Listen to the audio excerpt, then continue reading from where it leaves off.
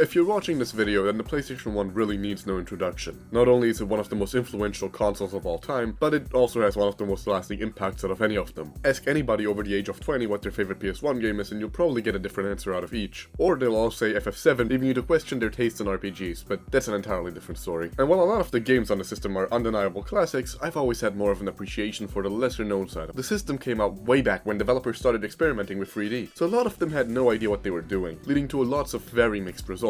So today I would like to show you all some of the strangest and potentially rightfully forgotten games on the PS1. Also, if I sound sick, it's because I am sick. But I have a contractual obligation to put this video out by the end of the month, and if I can't manage to do that, so help me God.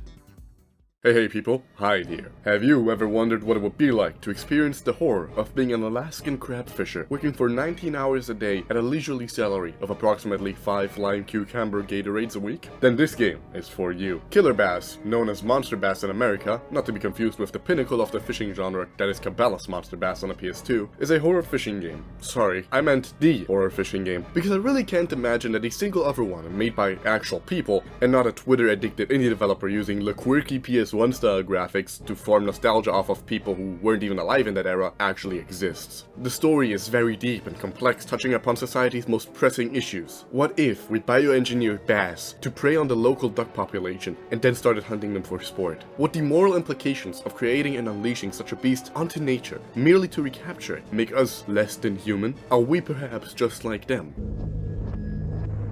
Is that Terry Bogard? Nah, I'm just joking, the plot makes about as much sense as the game itself, which is to say it doesn't. Your goal is simple.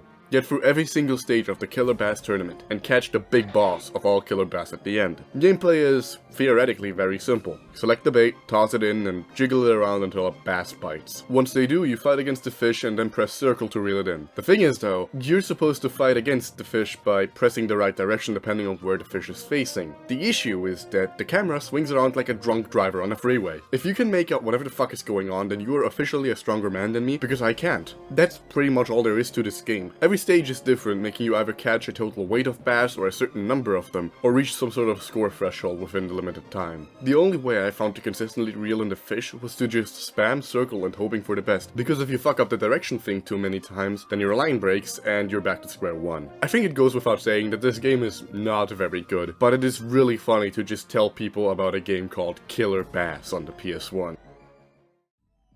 R?MJ, The Mystery Hospital, is one of the most bizarre games I've ever played in my life. It's barely an hour long, and in that time it has managed to bewilder me like nothing else I've ever played. Let me just show you the intro so you can get an idea of what kind of game this is.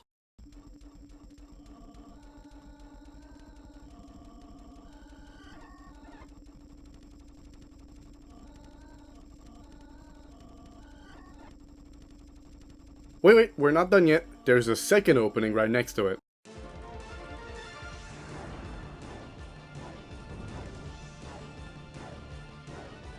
Okay, now we can actually start the game. Motherfuck! Would you believe me if I said that half the shit in these intros either flat out isn't true or doesn't matter at all? No, really, it just flat out lies to you. RMJ is an adventure game. You move across pre-rendered screens, try to interact with objects, and are sometimes greeted with extremely uncanny cutscenes. The issue is that the game is insanely obtuse, to the point where the fan translation I played came with an included walkthrough. The plot itself is complete nonsense, and it's really funny because of it. I kinda want to see more about it because it's just hilarious, really. Honestly, I would recommend just getting some friends together and streaming the game to them. It's really fun. But I can still illustrate why this game is so funny without spoiling anything. You see, some odd 5 minutes into the game, one of the characters tosses a coin, which leads you onto one of two possible routes for the game. Good for replayability, right? Wrong. The routes remerge after only 5 minutes.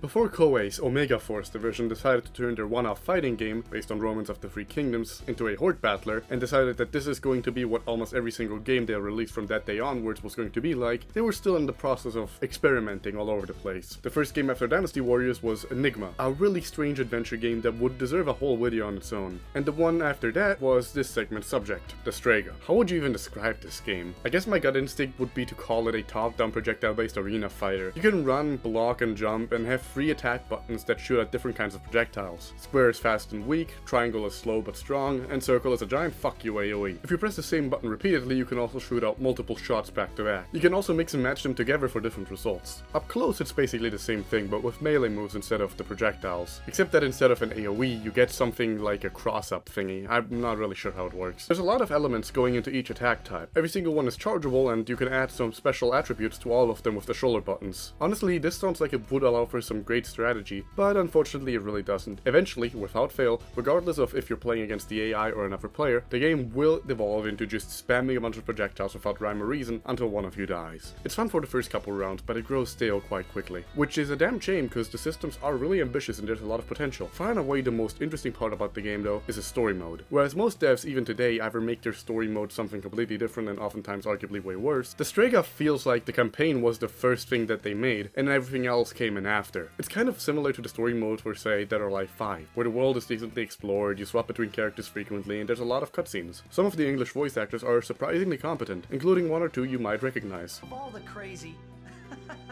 And just how do you two plan to defeat the mighty Zauber? Despite that, there's this really weird thing where sometimes they'll say a sentence and then just stop for an unnaturally long time. Zauber controls the Master Relic, the source of all relic power. The relics... Which I assume they did in order to sync it up with the Japanese voiceover. The game is by no means bad or incompetently made, it does however get pretty dull. The story is pretty short though, so it's a good time waster if nothing else. Wolkenkratzer is one of the most obtuse games I've ever played in my life, and I really can't tell if that's by design or not. The game starts simple. You pick a name, sex, class, and allocate stat points. Immediately after, you're thrust into the world where you can talk to a couple of NPCs, maybe buy some stuff, save, and that's basically it. The real meat of the game is the titular gigantic tower looming over the town. Your only mission is to climb it to the top. And unless I missed some option somewhere, you gotta do this in one go. You can leave at any time to buy stuff or save, but you'll have to climb it back up yourself. Every floor you climb leads to a fight, and the combat is, well, to be frank, it's completely terrible. Movement is sluggish as hell, as you can probably tell, and the controls are all over the place. For one, the game works on tank controls, which is already really confusing for a game from a 2D point of view, but the way you attack is even weirder. L2 is blocking, but L1 is high attacks, R1 is mid, and R2 is low. There's an insane delay to every swing, it's ridiculous. You can also map special abilities that you get throughout the game to holding down square and pressing any direction, but doing that disables your ability to do anything else and feels just as sluggish. It's a complete dumpster fire of combat, and it essentially turns every fight into the video game equivalent of Rock'em Sock'em Robots. Once you beat whatever you're fighting, you're shown how long that fight took in game time. And usually that's several hours, which is really funny to think about. After every fight you get the chance to camp, which lets you use any items you have, rest to heal up, assign skills to the square slots, and so on. This is also how you primarily get items. You can search around the area for anything you could need. Sometimes you'll find a new skill, sometimes new gear, sometimes random mystery items that'll either poison or heal you, and sometimes you'll be ambushed by another enemy. That's it, that's the entire loop of the game. There is absolutely nothing more to it, and they still pad it out like crazy. I mean, seriously, just look how long the animation for walking up to the next floor is. This isn't masking a loading screen or anything, this comes right after one. Even the enemy AI is brain dead. Sometimes they'll just get stuck repeating the same action endlessly until you put them out of their misery. Needless to say, this game is not good. But if there's a saving grace, the music is surprisingly solid. Oh, and also the death animation is really funny. If nothing else, Volfoss is an extremely visually striking game, and I'm sure it's the first thing anybody would point out here. Reason for that is that the art direction was done by Yasushi Nirasawa. This guy was something of an industry legend when it came to monster design, even designing some Godzilla monsters once. The game's entire aesthetic is really awesome, being very clearly heavy metal inspired. The plot and setting are also pretty cool conceptually. The story centers around a big war going on between three nations. Athena, Shrek's personal swamp anarcho-capitalist dystopia governed by a bunch of priests and wizards. I mean, really think of like the Telvanni wizard towers and Morrowind, but greener. Ikuaipe, which is a country that is basically one giant dumpster ruled by a council of heroin-addicted Slavs that love metal and huff gasoline on a daily basis, and Calderland, which is Candyland if it was England. Really, this is just the heavy metal equivalent of the average British Civil War, or as the Irish would call it, Wednesday afternoon. You play as Shabras, part of a mercenary troop, simple goals. Get rich, get famous, and squeeze this war for every pence it's worth. You do all of this by taking whatever mission you get, which ends up affecting both your alignment and the country's respective standings in the war. It's actually pretty similar to the earlier Armored Core games in that regard. As for the gameplay, there's a reason why I left that one for last. It's not fun. At its core, Volfoss is little more than a very basic SRPG. The main gimmick is that you can capture and recruit the monsters you come across, all of which have some awesome designs at least, but the game is really easy and unintuitive. Often I just press the autoplay button and win without lifting a finger. Unfortunately, that doesn't solve arguably the biggest issue with the game. It's slow. And I mean real fucking slow. It takes forever for your units to move anywhere. I really wanted to like this game, as it oozes personality and style, but it's dull, repetitive, and gets dreadfully boring after a while. I'm honestly not shocked at all that this game fell into obscurity, but at least its best part, the designs by Narasawa, are preserved in an art book, which I do highly recommend checking out.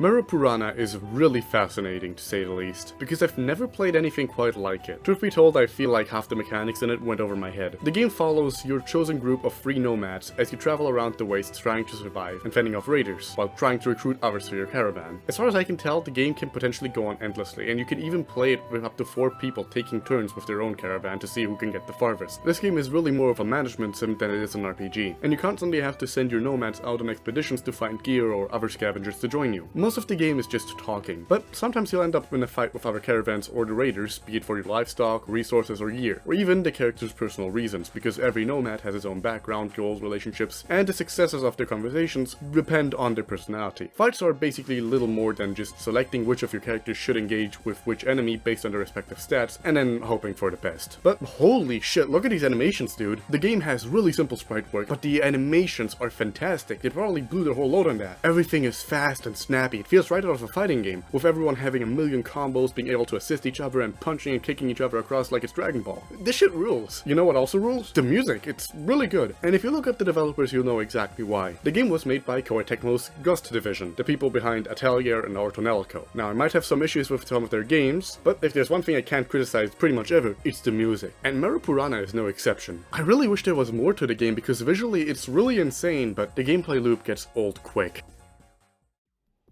O.D.T is a game best described by an Italian Steam review I found for the PC port, Tomb Raider made by a misfit. You wanna know what O.D.T means? It stands for Or Die Trying. This means that the game's full title is Or Die Trying, Escape or Die Trying. It's a third-person platformer adventure action game thingy. It's Tomb Raider. It's just Diet Coke Tomb Raider. I don't know what you want me to say. It's Tomb Raider. At the start of the game, you choose one of 4 characters, all with different stats, gear, and a single line to define their personality. That last part is completely irrelevant, by the way, because they don't say a single word during the entire game. They don't even matter. The actual main character is the captain of the Nauta Flyers, an airship meant to transport a mystical green orb that can apparently stop a nondescript pandemic that's been plaguing the world. So, gameplay. It sucks. Similar to a lot of games from that era, it uses tank controls, which is fair enough, but the issue stems from the fact that every action has significant delay to it. For jumps, for instance, you need to build up speed in order to get anywhere. However, how far you actually end up jumping feels really inconsistent. It turns platforming into a gamble more than anything. Every weapon you have uses its own ammo, but barring their element and reach, they're basically all the same. Almost every single level also just evolves into finding X amount of things and bringing them back to a central point, maybe finding some keys here and there. And with these controls, that's a total nightmare. Some people actually consider this game a hidden gem of sorts. I'd consider those people delusional.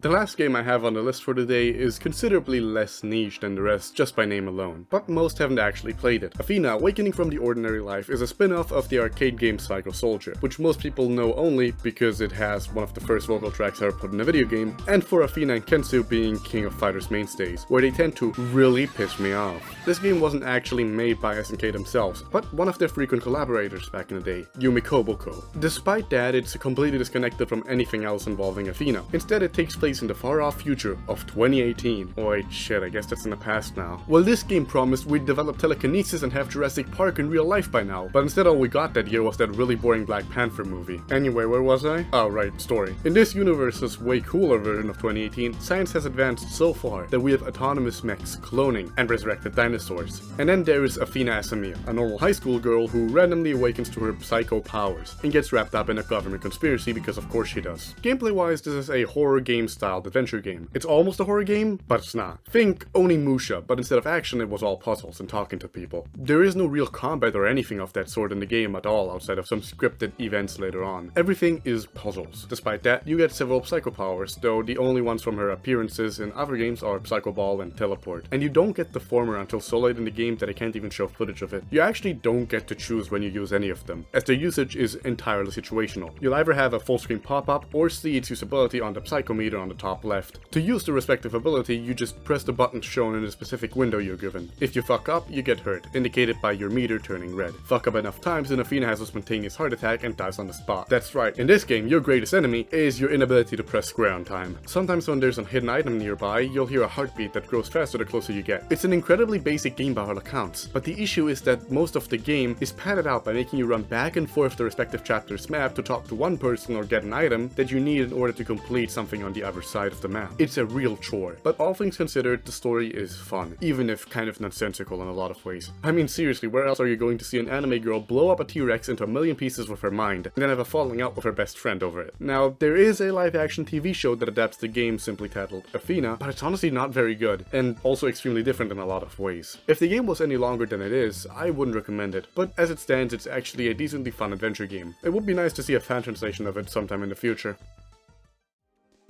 And that is all I have for you today. 8 mostly obscure, often strange, but never boring PS1 games that I definitely don't regret having played. And some I almost even recommended. Finding games like these will always be one of my favorite things to do, and I hope you all had fun finding at least one new game you hadn't heard of before. If you did, I'd really appreciate a like and a subscription, maybe even a comment. It really helps with gauging what you'd like to see more of. With all of that said, I wish you all a wonderful morning, day, evening, or night. I'm gonna go blow up someone's pancakes with my mind. Cheers.